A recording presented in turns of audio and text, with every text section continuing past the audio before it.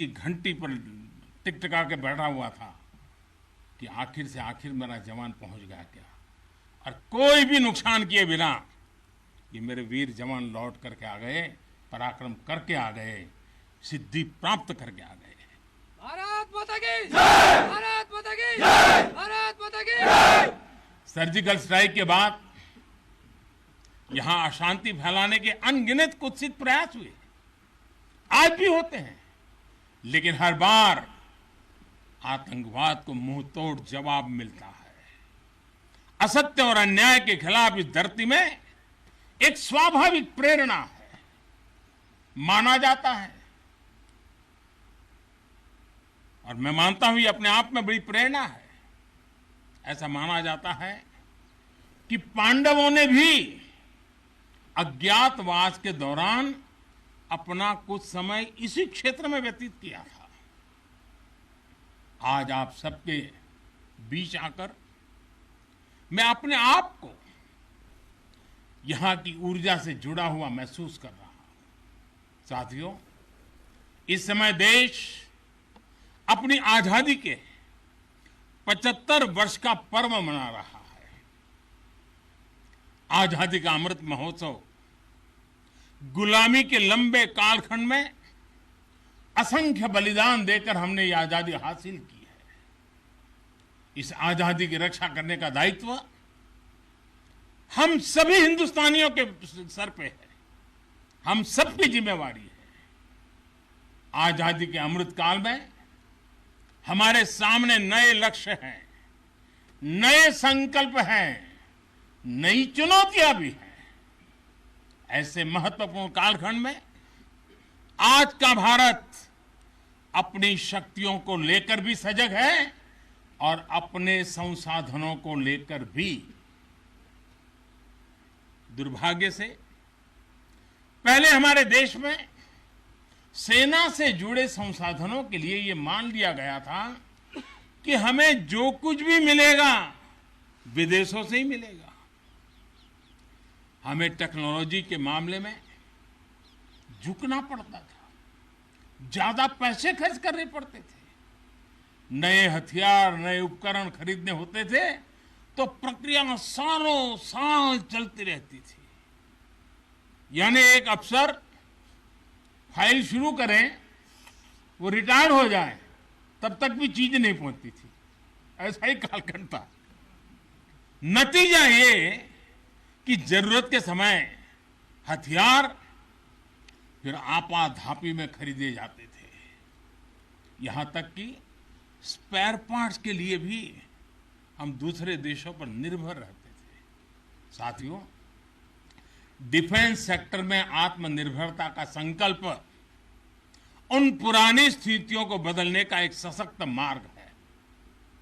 देश के रक्षा खर्च के लिए जो बजट होता है, अब उसका करीब 65% देश के भीतर ही खरीदी पर खर्च हो रहा है। हमारे देश ये सब कर सकता है, करके दिखाया है। एक अभूतपूर्व कदम उठाते हुए अब भारत ने यह भी तय किया है कि 200 से ज्यादा साजो सामान और उपकरण अब देश के भीतर ही खरीदे जाएंगे।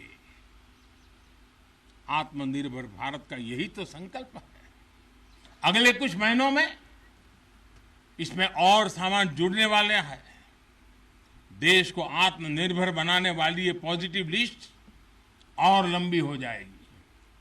इससे देश का डिफेंस सेक्टर मजबूत होगा, नए नए हथियारों उपकरणों के निर्माण के लिए निवेश बढ़ेगा। साथियों, आज हमारे देश के भीतर अर्जुन टैंक बन रहे हैं, तेजस जैसे अत्याधुनिक लाइट कॉम्पैक्ट एयरक्राफ्ट बन रहे हैं। अभी विजयादशमी के दिन 7 नई डिफेंस कंपनियों को भी राष्ट्र को समर्पित किया गया है। हमारी जो ऑर्डिनेंस फैक्ट्रीज थी वो अब स्पेशलाइज्ड सेक्टर में आधुनिक रक्षा उपकरण बनाएगी। आज हमारा प्राइवेट सेक्टर भी राष्ट्र रक्षा के संकल्प का सारथी बन रहा है। हमारे कई नए डिफेंस स्टार्टअप्स आज अपना परचम लहरा रहे हैं। हमारे नौजवान 20, 22, 25 साल के नौजवान क्या क्या चीजें लेकर के आ रहे थे, गर्व होता है। साथियों, उत्तर प्रदेश और तमिलनाडु में बन रहे डिफेंस कॉरिडोर इस स्पीड को और तेज करने वाले हैं। ये सारे कदम जो आज हम उठा रहे हैं वो भारत के सामर्थ्य के साथ साथ डिफेंस एक्सपोर्टर के रूप में हमारी पहचान को भी सशक्त करने वाले हैं। साथियों, हमारे शास्त्रों में कहा गया है, को अति भारः समर्था नाम, यानी जो समर्थ होता है उसके लिए अति भार मायने नहीं रखता, वो सहज ही अपने संकल्पों को सिद्ध करता है। इसलिए आज हमें बदलती दुनिया, युद्ध के बदलते स्वरूप के अनुसार ही अपनी सैन्य शक्ति को भी बढ़ाना है, उसको नए ताकत के साथ ढालना भी है। हमें अपनी तैयारियों को दुनिया में हो रहे इस तेज परिवर्तन के अनुकूल ही ढालना ही होगा। हमें मालूम है किसी समय हाथी घोड़े पर लड़ाइयां होती थी, अब कोई सोच नहीं सकता हाथी घोड़े की लड़ाई, रूप बदल गया। पहले शायद युद्ध के रूप बदलने में दशकों लग जाते होंगे, शताब्दियां लग जाती होगी। आज तो सुबह एक तरीका होगा तो शाम को दूसरा तरीका होगा लड़ाई का। इतनी तेजी से टेक्नोलॉजी अपनी जगह बना रही है। आज की युद्ध कला सिर्फ ऑपरेशंस के तौर तरीकों तक ही सीमित नहीं है। आज अलग अलग पहलुओं में बेहतर तालमेल, टेक्नोलॉजी और हाइब्रिड टैक्टिक्स का उपयोग बहुत बड़ा फर्क डाल सकता है।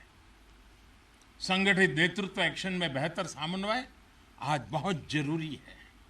इसलिए बीते समय से हर स्तर पर लगातार रिफॉर्म्स किए जा रहे हैं।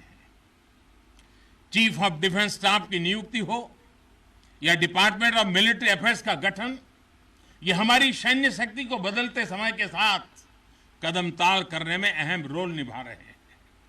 साथियों, आधुनिक बॉर्डर इंफ्रास्ट्रक्चर भी हमारी सैन्य ताकत को और मजबूत करने वाला है। सीमावर्ती इलाकों की कनेक्टिविटी को लेकर पहले कैसे काम होता था, ये आज देश के लोग, आप सभी भली भांति जानते हैं।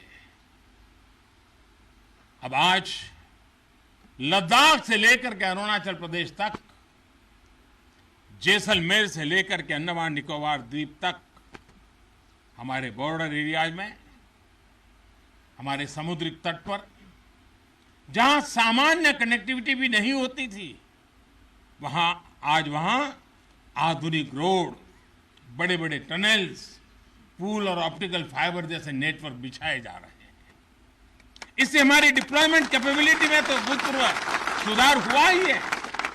सैनिकों को भी अब बहुत अधिक सुविधा हो रही है। साथियों, नारी शक्ति को नए और समर्थ भारत की शक्ति बनाने का गंभीर प्रयास बीते 7 सालों में हर सेक्टर में किया जा रहा है।